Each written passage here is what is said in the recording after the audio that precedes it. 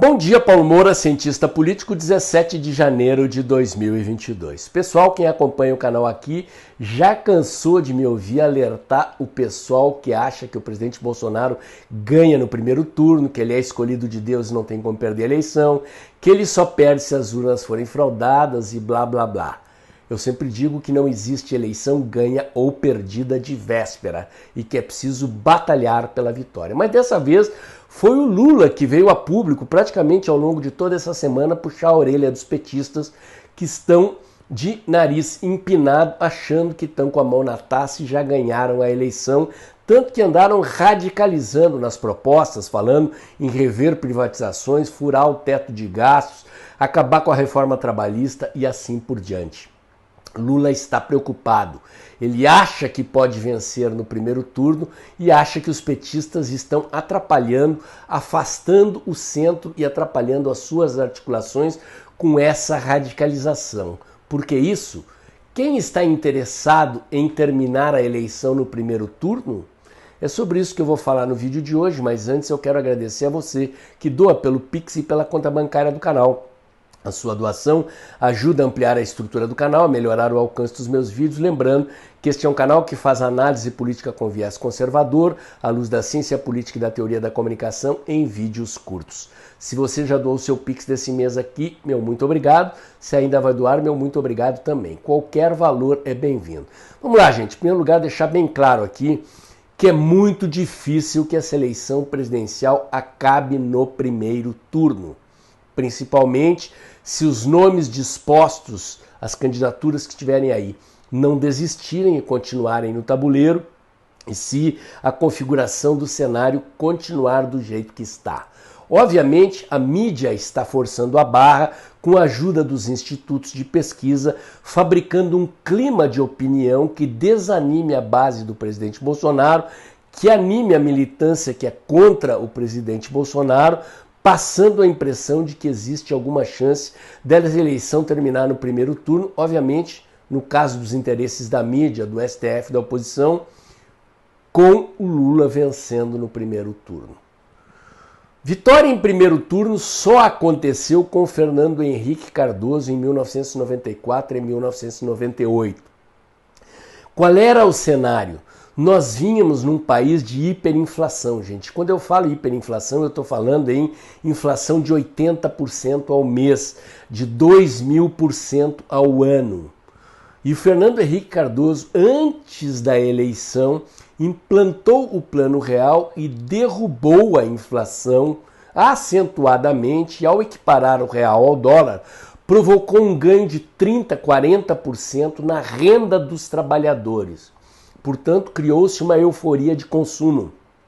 O país que vinha com anos de recessão, estagnação econômica e alta inflação, de uma hora para outra viu a inflação acabar, o poder de compra dos salários crescer, o povo elegeu Fernando Henrique no primeiro turno em 1998 e elegeu no primeiro turno de novo.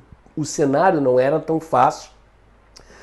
Para conseguir se reeleger, Fernando Henrique Cardoso usou ainda da credibilidade de ter acabado a inflação, mas como ele não havia feito a reforma do Estado, ele precisou elevar juros e causar desemprego, mas mesmo assim conseguiu se reeleger.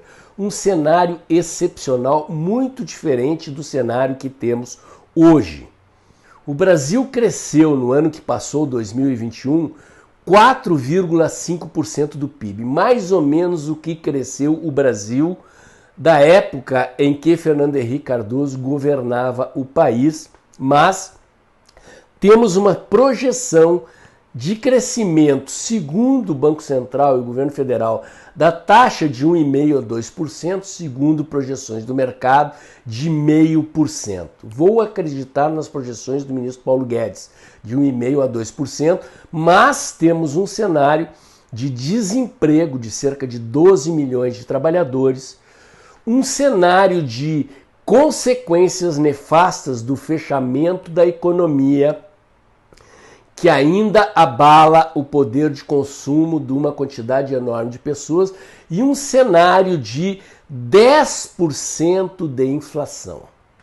o Banco Central projeta uma queda da inflação para 5%.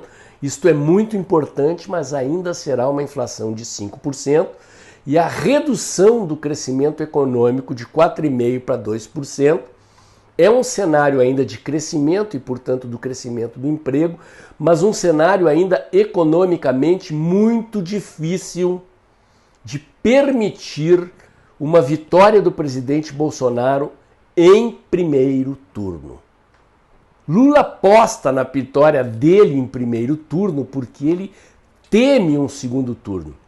Eu tenho dito sistematicamente aqui no canal que Lula deseja uma campanha curta. Eu vi em pesquisas qualitativas que a memória da corrupção dos governos petistas e que a memória do desastre econômico do governo Dilma continua viva na mente da população brasileira, mas isso está escondido do noticiário. A mídia está protegendo Lula e as pesquisas e a mídia criam um clima de já ganhou para o Lula, justamente como eu disse aqui e repito, para abater a moral dos apoiadores do presidente Bolsonaro, para criar um efeito no qual as pessoas que querem votar em quem vai vencer somem-se aos eleitores de Lula, garantindo a vitória do petista em primeiro turno. Ora, se Lula quer uma campanha curta é porque Lula teme a exposição das suas fraquezas na opinião pública.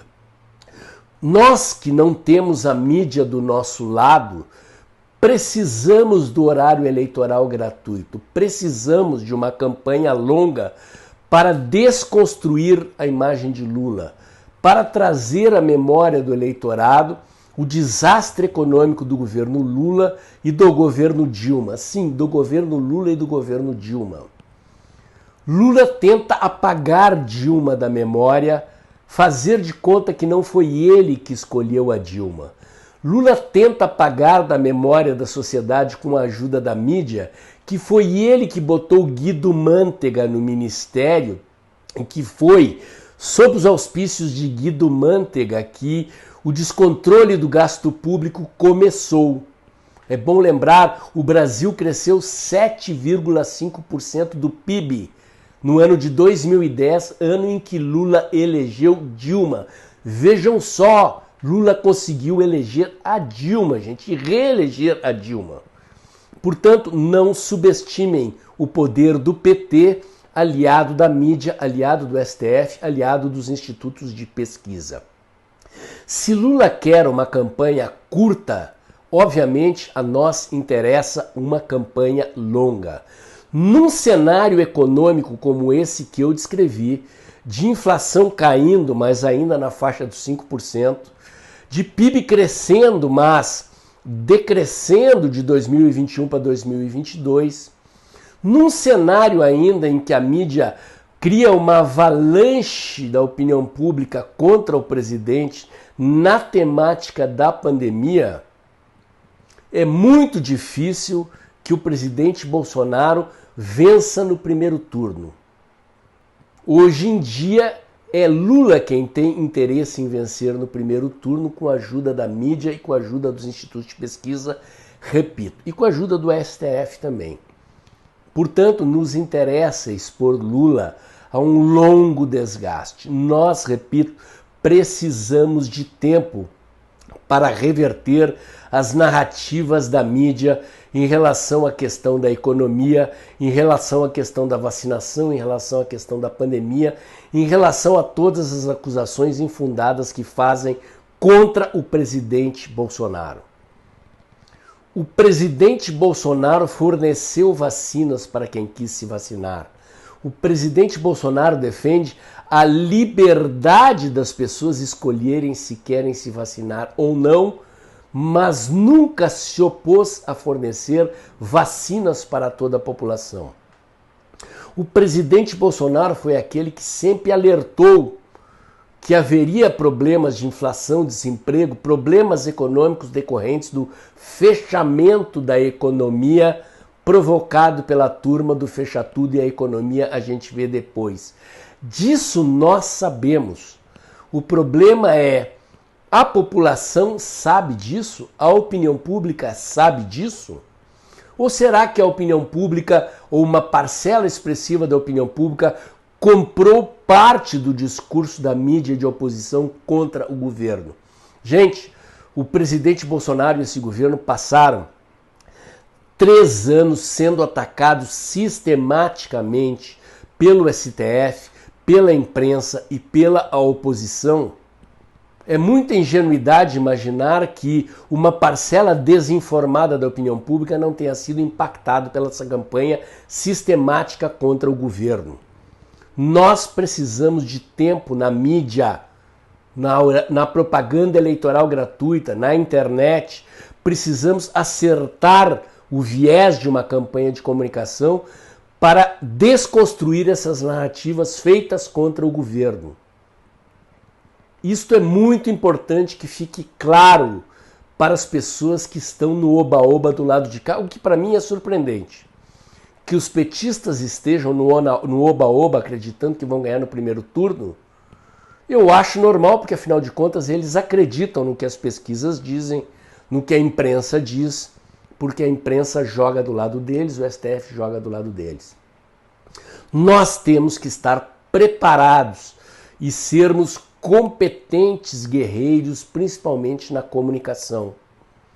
Precisamos convencer a opinião pública de que a situação econômica do país decorre das propostas defendidas pelo PT, defendidas por Lula, defendidas pela oposição, defendidas pela imprensa e defendidas pelo STF.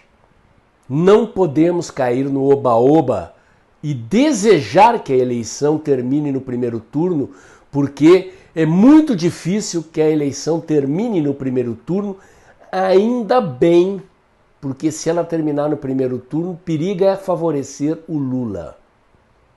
No segundo turno, são 10 minutos de televisão, um contra o outro. E Lula terá que explicar o mensalão, o petrolão, a escolha da Dilma que ele fez, a escolha do Guido Mantega que ele fez. E essa conversa que ele está propondo aí, que o PT está propondo, de controlar as Forças Armadas, de furar o teto de gasto, de rever privatizações e de acabar com a reforma trabalhista. É preciso botar o Lula e o PT na defensiva. Neste momento, são eles, com a ajuda da mídia e do STF, que estão na ofensiva. A campanha longa interessa a nós. Fica a dica, fica o meu recado. Se você gostou, curte, comenta e compartilha. Bota o dedãozinho lá, aperta o sininho para o YouTube avisar você quando tem vídeo novo no canal. Inscreva-se aqui no meu canal. Inscreva-se também nos meus canais alternativos, o Dextra by Paulo Moura do Telegram e o Dextra Jornalismo da COS.tv. Acompanhe meus comentários diários no canal Tempo e Dinheiro do jornalista João Batista Olive, de segunda a sexta-feira em torno de 2 horas da tarde. E lembre-se que o vídeo está acabando logo depois da vinheta. Abra o aplicativo do seu banco e pinga o seu Pix aí para garantir a independência das análises e informações que esse canal entrega para você aqui diariamente. Amanhã tem mais.